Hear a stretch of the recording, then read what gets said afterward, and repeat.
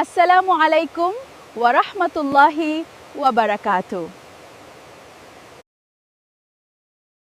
துல்ஹிஜ்ஜா இஸ்லாத்தில் மிகவும் புனிதமான மாதங்களில் ஒன்றாகும்.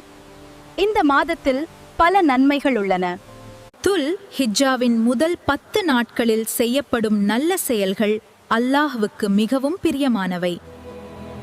இந்த மாதம் அல்லாஹ்வை நெருங்க, பாவ மன்னிப்பு பெற, நன்மைகளை அதிகமாக சேகரிக்க மிகச் சிறந்த மாதமாக கருதப்படுகிறது. ஈமான் மற்றும் நல்லொழுக்கம் அதிகரிக்கும். தொழுகை, குர்ஆன் ஓதுதல், தானம் செய்வது போன்ற நல்ல செயல்களை அதிகப்படுத்தும் வாய்ப்பு கிடைக்கும் மாதம். முஸ்லிம்கள் புனித யாத்திரையான ஹஜ்ஜை இந்த மாதத்தில் நிறைவேற்றுகிறார்கள். நோன்பு நோற்பதின் சிறப்பு. குறிப்பாக அரஃபா நாளில் நோன்பு இருப்பது கடந்த மற்றும் வரும் ஒரு வருட பாவங்களுக்கு மன்னிப்பு கிடைக்க காரணமாகும். பெருநாளில் குர்பானி செய்வது பெரிய நன்மை தரும் சுன்னத்.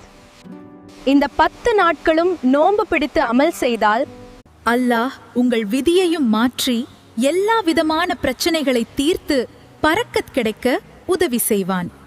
துஆ மற்றும் தவ்வா செய்ய நல்ல காலம். அல்லாஹ்விடம் மன்னிப்பு கேட்டு அதிக துஆ செய்வதற்கு சிறந்த நேரம். அல்லாஹ்விடம் இருந்து உதவியும் வெற்றியும் விரைந்து வரும். வலைக்கும் சலாம்.